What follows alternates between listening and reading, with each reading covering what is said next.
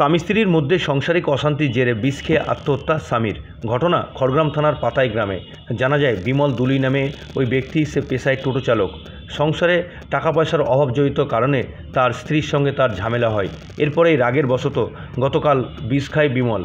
এরপরে পরিবারের সদস্যরা জানতে পেরে তড়িঘড়ি তাকে সেখান থেকে উদ্ধার করে স্থানীয় স্বাস্থ্যকেন্দ্রে দেখানোর পর কান্দি হাসপাতালে নিয়ে যাওয়া হয় এবং সেখানে প্রাথমিক চিকিৎসার পর মুর্শিদাবাদ মেডিকেল কলেজ হাসপাতালে রেফার করলে সেখানে চিকিৎসারত অবস্থায় গতকাল তার মৃত্যু হয়। আজ সকাল 9:30 নাগাদ তার দেহ ময়নাতদন্তের জন্য পাঠানো হয় বহরমপুর মর্গে। পাতাই থানা খড়গ্রাম। কেন বিষ খেলো? স্বামী স্ত্রীর মধ্যে একটু ঝগড়া হয়েছিল।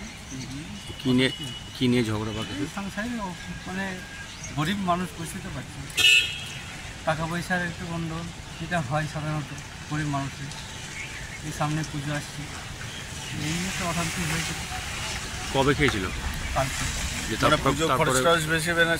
কিন্তু এরকম হবে, ছেলে নিয়ে আসে, ওইভাবেই তো সংসারে টোটো চালিয়ে আসছি, পয়সা দিতে হবে।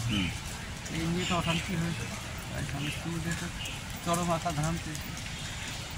এই জন্য ওই জমিতে দেওয়া যে বীজ থাকে, ওই বীজ খেয়েছি। কবে খেয়েছিল? কালকে খেয়েছি। কখন? কালকে মোটামুটি খেয়েছিল তখন আমাকে যখন ফোন করলো ওই 12:30-1টার দিকে যখন হাসপাতালে এখানে পৌঁছে। প্রথমে কোথায় ভর্তি করেছিলেন? ভর্তি কথা আমরা প্রথমে প্রাথমিক স্বাস্থ্যকেন্দ্র খড়গ্রামে নিয়ে গেছিলাম। হ্যাঁ। ওখান থেকে ওনারা পেরেছিলেন কান্দি, আর কান্দি ওনারা পারলে বহরমপুর কাছে। দিয়ে কবে মারা গেছে? কালকেই মারা গেছে। কাল কখন মারা গেছে?